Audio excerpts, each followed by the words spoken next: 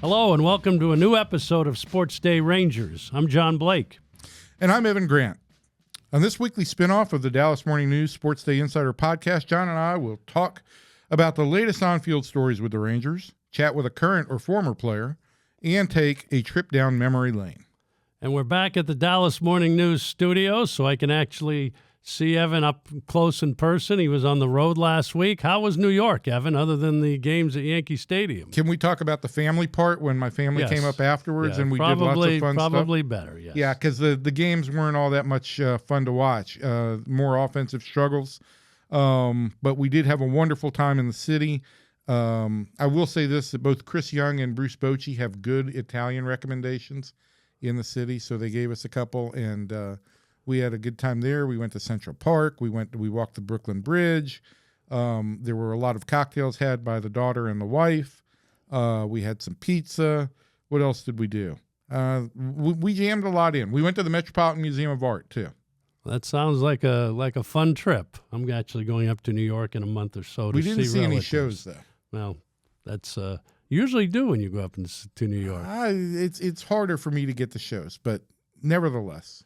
But anyway, as we digress, on this week's episode, we're going to review last week. Again, the Rangers still having some offensive woes. Went 1-5 on the road trip to New York and to the White Sox. We're also going to talk to Rangers first baseman Jake Burger. And this week's Archives is going to talk about Sports Illustrated covers. And with that, we'll see. We'll start going. Well, one other thing. If you missed our last episode, you can find it in the SportsDay Rangers Insider podcast. We talked to former Rangers first baseman Mark Teixeira, and he revealed a pretty surprising post-career interest. And again, if you want to interact with the show, you can do so on X, formerly Twitter. I'm at Ranger Blake, and Evan is at Evan P. Grant. Remember, there's a little space between the Evan, the P, and the Grant. We call those underscores. Yes. Okay. Call those underscores. You can also reach out to the Dallas Morning News on any of the paper's social media channels. And again, find the podcast in the SportsDay Insider feed, wherever it is that you like to consume your podcasts. And if you like the show, please give SportsDay Insider a rating and a review and let your friends know about the show. So let's get into the week that was. Again, all the disclaimers are out of the way. Let's go. The Rangers still struggling offensively on the road trip. It was kind of same old, same old. The bullpen showed a few cracks, but at the end of the trip, with an injury to Jock Peterson, they got a breath of life. We didn't think we'd see Alejandro Osuna as soon as we did, but he's made his Major League debut, had 2 hits on Monday against Toronto. And can a guy like that help? Can he jumpstart it? Can he bring new life to a struggling offense? Look, what did the Rangers end up calling a 21-year-old in 2023 that was called up, in an emergency circumstance when the team was, let's remember, kind of flailing around a little bit? I believe Evan Carter became the savior. Right. Alejandro Osuna is a guy who, in a lot of ways, has flown under the radar for the past couple of years, not as a primetime prospect, but a guy in the top 30. But this spring really showed out well. He's always been an on-base guy. He's always had good approach at the plate. But I think every scout, executive, and Rangers official that I talked to was just taken about with the energy that he plays the game and how he seemed to have a joy for the game. And he's Mexican, and I kind of made the comparison that he's a lot like Danny Rojas, the Mexican soccer player in Ted Lasso, I should say. And I think we've seen that. He made a great catch in left field in his first game, took a walk in his first game, took a really patient approach at the plate. And then against Kevin Gausman, a strike thrower who's got a great split finger fastball, he had a good approach in his second at bat. He got the splitter, was able to wait back for it, and he was able to just reach out and take that pitch and serve it into left field for a base hit. And sometimes that's what you need. You need those kinds of things to get rallies started. Not everything can be a home run. That did kind of fuel what should have been a rally for the Rangers in that Monday game against Toronto, because it followed a bloop single from Jonah Heim, and you had first and second with nobody out. And then the Rangers, bottom of the order, couldn't advance the guys. And I've been impressed. I got to see him play in Frisco for a series earlier this year, and then the 2 games I've watched that we've seen him here in the big leagues. His quickness, especially his base running and his ability to get to balls in the outfield, are pretty amazing. Yeah, I've been impressed with him for several years now. He was a guy who I had a personal affinity to among prospects because I thought he's an on-base guy who runs well, and that always plays. I also think that, look, the Rangers probably would have liked for him to get more time than 8 games at AAA, but circumstances intervene. Right. And, as Chris Young told me on Monday, the opportunity is there for him to create more opportunity for himself. So the Rangers aren't necessarily looking at this as just a short-term move. If Alejandro Osuna performs, I think the Rangers are going to find ways to get him on the field. Now, that, I think, leads to other questions about this club. Right, and Corey Seager should come off the injured list later this week, sometime this week. Get him back. Does he go back at shortstop full-time? Does he move into a DH mix? Evan Carter, probably not that much farther behind. So you've got multiple guys that could also play the outfield. They're still carrying 3 catchers. How do you kind of see that lineup kind of work? I know it's going to be the hot guy is going to play, right? The guy that... But how do you see Bruce Bochy kind of trying to work through all of that? Well, I think once you get Corey Seager back, you will play him at shortstop primarily. He will get an occasional DH day, but Corey likes to play shortstop. So I think that gives you the opportunity to play Josh Smith a little bit at second base and get Marcus Semien a couple days off, maybe even a couple days off in a row to clear his head and work on the changes he's trying to make. I do think that Marcus is trying to hit line drives to right field, and we're seeing more balls to right field, but right now they're still fly balls. And so even when he hits them hard, I don't think he's got the power over on that side to drive them out. In the outfield, again, look, there's 2 guys in the lineup that, there's no way around it. Bruce Bochy has dropped them from where he intended them to be. Marcus dropped from leadoff to 5th. Adolis dropped from 4th to 5th and then 6th.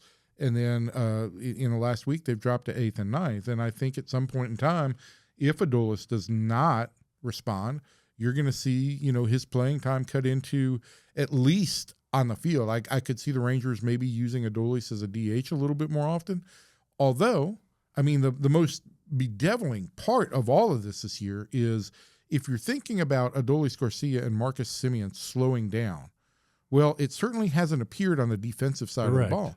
Adolis has played perhaps the best defense of his career. He's playing Gold Glove level defense in right field, and Marcus is still moving exceptionally well at second base, which should give you some encouragement that what has been going on with them is in some ways addressable offensively. So I do think, to your point, John, there will be the idea that if you've got 11 guys for 9 everyday position spots, you should be in a good team. You should be in a good position. The question here still remains, can those 9 guys optimize their run scoring ability and start putting together some runs? And that's a matter of finding the guys that can keep the line moving. Like we talked about, when this team has been successful, first 2 months in 2023, the real, and then the postseason of that year, they were able to keep the line moving offensively. That you didn't have you didn't put 2 on with nobody out, and then bang, bang, bang, the inning's over. And if you've got your full lineup moving in the right direction, and you do have a guy like Garcia who is prone to slumps and streaks, if he does go through a slump, it's a little bit easier to carry that guy in the 7th or 8th spot because everybody else around him is producing. When you've got 2 guys that are doing that, it does kind of tend to drag the offense down a little bit, and the Rangers need to get those guys moving forward. There's no way around it. And a little bit on the bullpen now. We've seen some little cracks in the armor. The bullpen had held up pretty well for a month and a half or so. These guys have seen a lot of work. Chris Martin going down kind of disrupted some of the flow. Luke Jackson now has been moved out of the closer's role. Another problem Bruce Bochy's trying to work through. Yes, and I think there are some potential creative fixes, at least in the short term, when John Gray or Cody Bradford or Kumar Rocker, who's probably the closest to being ready, all come off the IL. Those guys could be used in a bullpen role in the short term to kind of fill out the bullpen. But, yeah, I think we've seen some episodes where the bullpen has been worked hard early on, and that is the result is that you see some slumps there. And I think right now the overall thought process is the Rangers have spent 54 games with the offense being what it is, and it's not right now. And that doesn't mean it's not going to get right, and it doesn't mean that even if the offense has an uphill battle that this team can't make the playoffs. With the enlarged playoff field, I think it changes the entire dynamic. And where I'm getting at here is, while you're trying to fix the offense and it's not producing results, you do have to prioritize some other things. And I think what we saw in the start of the Toronto series is the Rangers prioritizing the care and health of Jacob deGrom, who had worked really hard in his last two outings, going 8 and 7 innings respectively, averaging 100 pitches per outing. Rangers backed off a little bit and took him out with 5 1/3 innings when they were down by a run. And I think that they will now, going into a stretch of the schedule where they've got much more regular off days, they'll be able to protect some of their starters a little bit. But I do think the idea of being a little bit more conscious of load management with Tyler Mahle and Jacob deGrom in particular is something that will be a little bit of a focus here in the short term. And I will just say this and get out of this segment again. The offense has not been great, but you don't need this offense to be great all year. I still maintain that if you can get everybody healthy and you can put together a nice 6-week run, just like the Rangers did at the beginning of the 2023 season, that can carry you, you know? And if you do that late in the year, like Detroit did last year, that really puts you in a good position to surge into the playoffs. So the Rangers are 3 games under 500 as we record this. I am not in any way, shape, or form saying that this is not a playoff team. It's got flaws, but I think it also needs to be underscored that there's a lot of experience here. There are a lot of good things here, the pitching and the defense in particular, and there is room for improvement on the offense. I think that a hot stretch can fix a lot of things that are wrong with this club. So each week on SportsDay Rangers, we chat with a current or former Ranger. This week's guest is first baseman Jake Burger, and we'll talk to him next.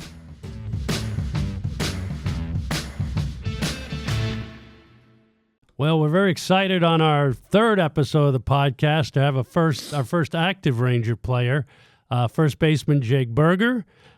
Just everybody knows about Jake. He was the White Sox first-round draft pick back in 2017 out of Missouri State University. A couple of tough years with injuries, 2018, 2019, made his major league debut in 2021. Had a breakout season with the White Sox in 2023 and was traded to the Marlins at the trade deadline. Ended up with 34 homers, 80 RBIs, and split time between first and third base for Miami last season before being traded to the Rangers on last December the 11th. So, Jake, welcome, and we'll let Evan kick it off here.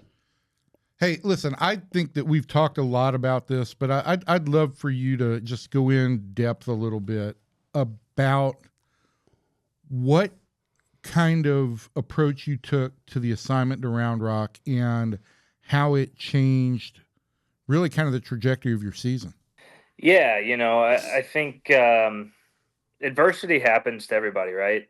And for me, it's like I feel like I've dealt with my fair share of adversity as everybody else has. And I think the biggest thing is how you respond to anything that happens to you. And I think that's always the biggest thing in life. All of us are going to deal with something going on. Whatever it may be, it's how you respond to that. And for me, it was, hey, I'm going to take this at full in stride. I'm going to take it in a positive attitude, take it in stride. And fortunately, I took my 3 days and I got my family settled back in Tennessee. So I had some really quality family time in May when you're not really used to that. I told my wife, I don't want to get used to seeing Tennessee in May, but it's beautiful here. And so had a really good 3 days at home and then met the team down in El Paso. And, for me, it's just about getting back to myself. I think the biggest thing on the field is just being who I am and knowing who I am and not getting too passive, being my aggressive, on the hunt type self, and I think I lost that a little bit in the month of April. And but yeah, I think a lot of it's mindset too. Evan and I, we've had some really good conversations about that in the clubhouse of, a lot of stuff's the 6 inches between your ears, more times than not. At this level of the game, it's a lot of mindset and mentality type stuff. And for me, it's take everything in stride, take it positively, and sometimes something that's perceived bad, in the overall spectrum, can be really, really good. And so that's how I took that. John, when I had breakfast with Jake in spring training, and we talked about his daughter Penelope and the foundation that they've started to try and bring awareness and support for Down syndrome kids and families. And that was kind of the whole theme of his message, right? Was keep things in stride, and I think when he was sent down, I kind of exchanged messages with him, right, Jake, that, you have had worse things that you've had to deal with in your life. The injuries, like you mentioned, the long amount of time you were off.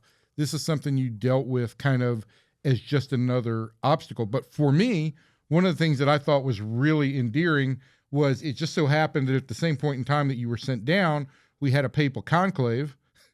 And I'm still laughing about the idea that we're bringing the Pope into baseball. But get us, you came up with this thing, new Pope, new me. I know there was a connection for you as a Catholic to Pope Leo. But how did you kind of come up with that? And did it lighten your mood? Did you need that, the idea of kind of just lightening the burden a little bit?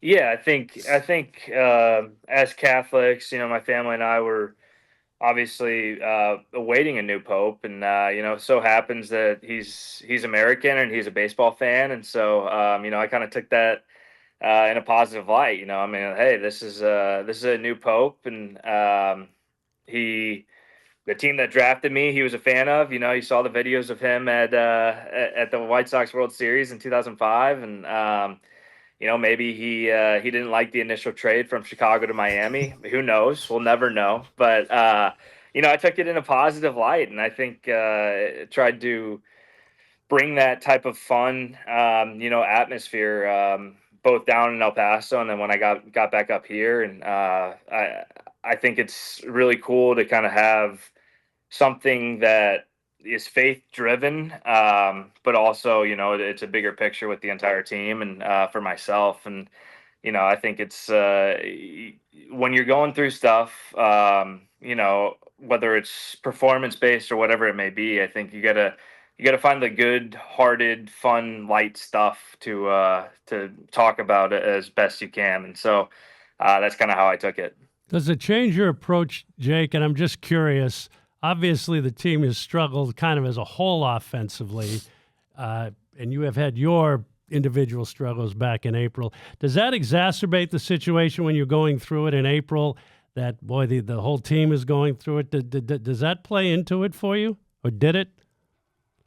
Yeah, I think anytime you have a struggling offense, and especially as like a new guy over here, it's like, hey, I really feel like, they traded for me to hit home runs and bring some slug into the lineup. And when I'm not doing that, I kind of feel like I'm failing my duty as a trade piece, and so you're trying to hit that 5-run home run or whatever it may be a little too much, might get in the back of your head. It's like, damn, if I just would have hit that ball over the fence, we would have won 4-2 rather than 2-1 or lose 2-1, like whatever it may be. It's like, rather than just taking it at the micro moments and kind of, hey, like I gotta win each pitch. It doesn't matter about the overall numbers or the overall power numbers at this given date. It's winning each pitch and doing everything you can to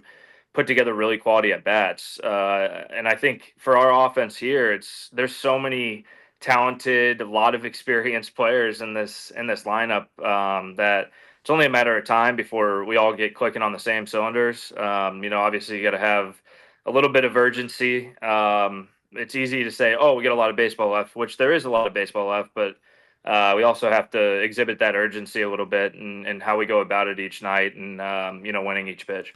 And you like the new Pope, new me thing, and your papal blessing when you reach base to everybody is a great thing. And like I said, it's one of those kind of fun moments that's also a stress breaker. And I think some guys have really responded to seeing you do that. Is there anything fun or strange that this team could do to try and break the hex offensively? Should we look at getting some sage in the clubhouse? What might be a good ritual to try and get the offense started? Yeah, I mean, I might reach out to the diocese here and bring in some incense and just put it throughout the entire clubhouse. I don't know how many guys would like it. I love the smell of incense, but I don't know if it's if the full organization would appreciate it. Hey, there is one other thing I wanted to ask you about on this team before John gets into some stuff from your past. But listen, with everything that's gone on, I don't think your adjustment to first base has gotten enough attention. And day in and day out, when we talk to Bruce Bochy about the defense, which has really been an asset for this team, he does single out just how quickly you seem to have gotten really comfortable over there. How do you feel around the bag right now at first base compared to when you were going over there for the first time as a full-time first baseman at the start of spring? Yeah, I'm feeling really comfortable. I take a lot of pride in it. Most particular specific type plays are like the picks and stuff. I feel like I've had probably 4 or 5 picks with runners in scoring position, 2 outs, and if I make the play, inning's over. If I miss it, it's a run scored. And I think I take a lot of pride in that aspect because I know what it's like to be on the other side. Making a long throw and not having a first baseman pick me up. And, it's obviously you're not upset at the guy for not picking you up, but I know how it feels to make that throw. It's like, if we just would have made that play, it's a different inning, a different ball game. And so take a lot of pride in that. And then, I think just the comfortability with Marcus over there is just getting better and better, just with what balls can he get to, what balls am I going for? That feels really good. But yeah, I think the more you play it, the more you're kind of the natural instincts just there of hey, I need to be here for a cutoff, or I need to be here for the base. And there's obviously still some weird plays where, I think last night, right? Varsho drag bunts to me. And I don't know if there's really any other play of how we positioned it, but talking through those with Ragsdale and talking through those with Marcus, and I think that just comes with experience and getting those plays more and more. But overall feeling I feel really comfortable over there, and a lot of that's credit to the guys that are around me, and then Ragsdale and I, from day one in spring training, just getting after it with footwork and hand presentation. Okay, I do want to go back. I'm kind of a college baseball geek, and so you were drafted in 2017. You played affiliate ball that year. Then you were hurt for 2 full seasons. Didn't play a game in 2018 or 2019. And then as a young minor league player, you hit the pandemic, and you played for the O'Fallon Hoots in the United Prospect League. And I guess I wasn't aware that pro guys were able to play in college leagues during that pandemic season. How did that all come about, you playing basically in O'Fallon, Missouri? Yeah, so how it kind of came about was the pandemic hit. I was going on my 3rd year of not playing organized baseball at all.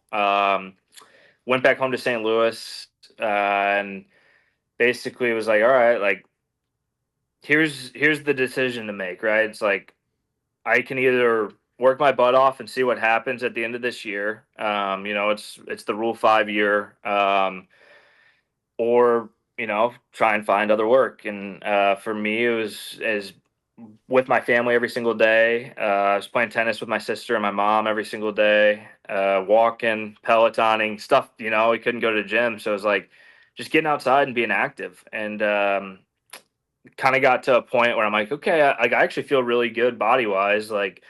Let's mix in some baseball stuff. And one of my buddies owns a cage in St. Louis, and so it was just me and him going in there every day, and started feeling good that way. And I reached out to the White Sox, and I'm hey, I just got word that they're having this summer collegiate league here.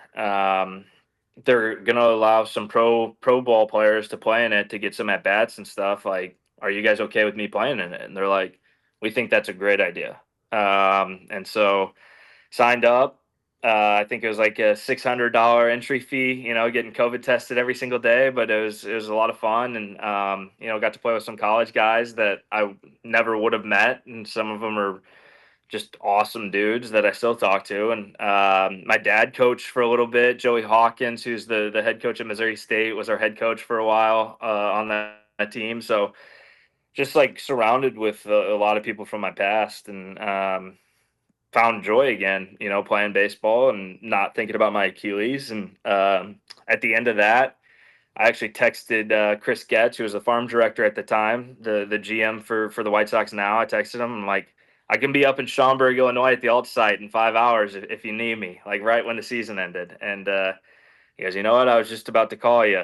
We want to see you up here in a couple of days. And I'm like, there we go. And went up there, had a month at the alt site, and went to Instructs for 3 weeks, and got added to the 40-man. Hey, Jake, before we let you get out of here, the work that you have done with the Jake Berger Family Foundation, or the Berger Family Foundation, that you and Ashlyn, your wife, have done is truly amazing. And for a player that is still establishing himself in terms of financially and establishing himself as a star, I think it's really admirable. You were recognized in San Francisco when the Rangers were there. You were recognized in Chicago when the Rangers were just there. Just kind of wanted to get an update, like on what the feedback has been since you guys launched the foundation, and how it's been received, and what you felt from fans. Well, none of it's possible without my rock star wife, Ashlyn. I don't know how she does it with keeping up with the feral 2.5-year-old and running the foundation as much as she can. It's just been kind of, I don't want to say mind blowing is the right term, but just like overwhelming in a sense of like love and support. It's just been, it's incredible. I'm at a loss for words, in a sense, just like seeing how each individual community kind of rallies around us. And we played in Chicago at the Cubs series, and it was, I don't know, like felt like 18 degrees. And I had the opportunity to meet a girl with Down syndrome that wants to be a sports podcaster, and I did a couple question Q&As with her, and then couple minutes later, a 30-year-old with Down syndrome was down like by the tunnel there, and had my jersey and wanted to trade me a Kit Kat because I guess he saw that Kit Kat's my favorite candy for a signed bat, and got to take a picture with him and talk to him and talk to his mom and dad. And it's just been overwhelming. Everywhere we go, we're getting support and love no matter what. And for us, we feel like we're standing on the shoulders of giants with a lot of the organizations that have come before us, whether it's Gigi's Playhouse, and that's why we're doing our tour. Every single place we play, we go to Gigi's Playhouse, and or Best Buddies. We've done a lot of stuff with them, and they've done unbelievable work since the 60s with Down syndrome and families, and helping adults, kind of find their standing in the world. And so we feel like we're standing on the shoulders of giants, and we're just trying to honor the community any way we can. They've been unbelievable to us, both with our foundation, but also to us. We're a part of that community, and since we got the diagnosis with Penelope, it's been nothing but love and support. To myself, but more importantly to my wife. And for us, we feel like we're in a position and have the network that we have to give back to that community any way we can. And that's why I'm wearing 21 every single night, and that's why everywhere we go, we're trying to honor this amazing community. Last thing before you go, 5 very quick rapid fire questions. This is first thing that comes to the top of your mind. This is a little segment we call Better Get to Know a Ranger. You ready? Yep. All right. What does Jake like on his perfect burger? Every single time I I Of just course. I bounce around on this one, but it's been more times than not right now. It's been a barbecue burger. So there's barbecue sauce, caramelized onions, mushrooms, provolone, and I think that's it. Did I say mushrooms? You said mushrooms. All Yeah. right. What was yeah, your first concert? AC/DC. What's your favorite sports memory that does not involve you?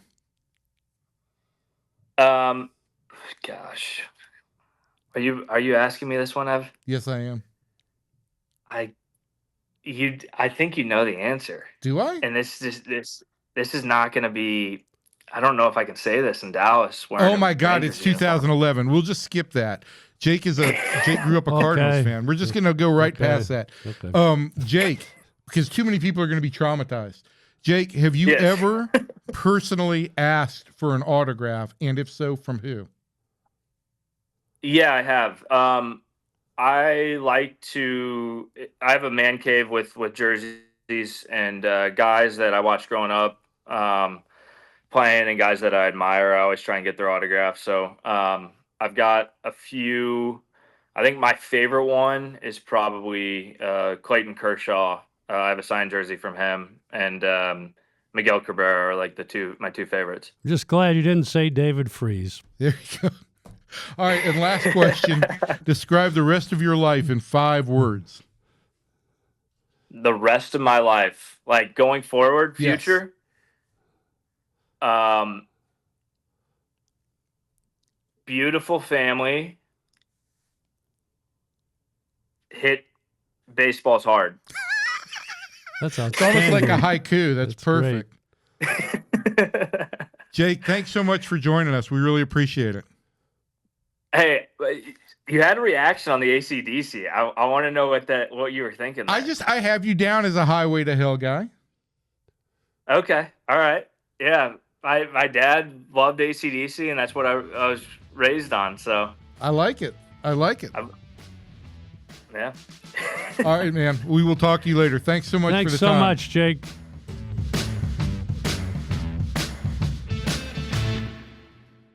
So on the archives in Arlington this week, we're going to talk about something that PR guys back in the day were always trying to get, and that is their players or team on the cover of Sports Illustrated. These days, Sports Illustrated certainly isn't what it used to be. Comes out 12 times a year if you're lucky to get it. But back in the day, in 10, 15, 20 years ago, if you could get your team on the cover of Sports Illustrated, that was like a home run for a PR guy, right? Oh yeah, I mean, because that was national. That was it, at that right? point. So looking at the Rangers have been on the cover of Sports Illustrated 9 times. In 52 years? In 52 years. And we're going to talk about a couple of them today because June 2nd, which is coming up this week, is the occasion of 2 covers of Rangers on Sports Illustrated over the years. The first goes back to June 2nd, 1975, and it was Billy Martin, who was the manager at the time. The headline on the cover was Billy Martin, baseball's fiery genius. Now, everybody knows, or all Ranger fans know it, the Rangers hired Billy Martin September of 1973. The next year was the turnaround gang under Billy Martin. They went from 57 to 84 wins, finished second in the division in actually a fairly tight race with Oakland right down to the end. Fergie Jenkins won 25 games. He beat the A's like 6 times that year. Right, he did. It was unbelievable. Mike Hargrove was Rookie of the Year. Jeff Burroughs was the most valuable player. And Billy got a lot of the credit. He was the UPI AL Manager of the Year. So the UPI Kids was a data service, much like the Associated Press. It was a news wire. But go ahead, Jim. Right. There was no BBWA Manager of the Year award at that point. And so what's kind of ironic is by the time Billy gets on this cover in June of 1975, the wheels had kind of come off for the Rangers. They lost 10 of 14. They were in fourth place. They were 6 back. So the story really wasn't real. It was about Billy as a fiery genius, but Billy was, it was more just Billy as fiery at that point. And he was having trouble with management. He had a new owner. Bob Short had hired him. Brad Corbett had bought the team from Short in the latter half of the 74 season. And Billy and Brad did not see eye to eye. And kind of one of the last straws on Billy, he was fired on July 21st, was the 7th inning stretch where Billy told the guy doing the music he wanted to hear "Thank God I'm a Country Boy," where Brad Corbett had told Billy, "Look, we're going to play Take Me Out to the Ball Game." So Billy kind of went over Brad's head. They played "Thank God I'm a Country Boy," and that was about it for Billy. He was fired, as I said, on July 21st at 44 and 51. The Yankees hired him for the first of 5 times 2 weeks later, and the rest is history there. So Billy was on the cover of Sports Illustrated 4 times overall. And ironically, the last time in 1985, and again, Billy and Arlington have had a history. They had fired Yogi Berra in 85 in May, and his first game back was in Arlington. And the picture of sports on the cover of Sports Illustrated was actually taken at Arlington Stadium of Billy in a Yankees uniform. But my favorite Billy Martin Arlington memory goes back to May 6, 1988. And many of you may have heard this. The Rangers had beaten the Yankees the night before 7-6. Billy had gotten thrown out of the game. And after the game, Billy and Mickey Mantle, actually, who lived in the Dallas area, his former teammate, and a couple other guys went over to this strip club called Lace, which was in Arlington at the time. And Billy, no matter the reports vary as to what happened, but Billy came out of there bloodied and bruised, requiring 40 stitches. Now, you would think Billy could have gotten back to the hotel, and they could have just said the next day he fell off a curb or something. But what happened was the Yankees were staying at the Arlington Hilton, and Harvey Green was their PR director, very bedraggled Harvey Green at the time. And Harvey and I were good friends. We went out to dinner after the game, and we're driving back up, pulled up to the Hilton. And there are people all over the street. There are fire trucks all over the place. And Harvey joked, Billy must have gotten into a fight. And what happened was he had gotten into a fight. That's what had happened. Somebody had pulled the fire alarm at the Arlington Hilton. There was and they'd evacuated the hotel, so people are out front. And George Steinbrenner, who was good friends with the owner at the time, Eddie Childs, was at the hotel. So everybody's out in the street, and all of a sudden a car pulls up, a cab pulls up, and Billy gets out, and the media are out there, and Billy staggering around, bloodied and bruised. And so what could have been kind of swept under the rug a little bit did not happen. It became a huge thing, and Billy got fired again about 2 months later. So that was the first Ranger ever on the cover of Sports Illustrated. Let's fast forward to June 2nd, 2008. And the headline and the picture on the cover was Josh Hamilton. And it was the unbelievable Josh Hamilton, his true story. And this was Josh's first year with the Rangers, been traded from Cincinnati, and it was an unbelievable thing. He won the American League Player of the Month award in April and May. Through the end of the month that year, he had in 59 games, he'd driven in 67 runs with an OPS over 1,000. And Evan, and you were there for kind of the Josh Hamilton phenomenon. This was the first of 2 covers for Josh. But what do you remember about that time? Yeah, it's the funny thing, John, is when we talk about this, and I look back at the stats, the numbers were incredible for those first 2 months. He hit 326 with a 974 OPS and 14 homers. But this maybe should tell you all you need to know about the Josh Hamilton phenomenon is that the start of 2008, even though it ended up with a Sports Illustrated cover, for me, doesn't even fall like in the top 5 of my Hamilton memories. My first memory with Josh goes back to going to his home in North Carolina right after the trade and having a real sit down with him and going to see him talk and give testimony at a church that night, and having a guy come over and drug test him in the home to the point where Josh says to me, a perfect stranger, "Hey, you want to come see me pee?" And I said, "No, I'll pass on that, Josh. I'll take your word for it."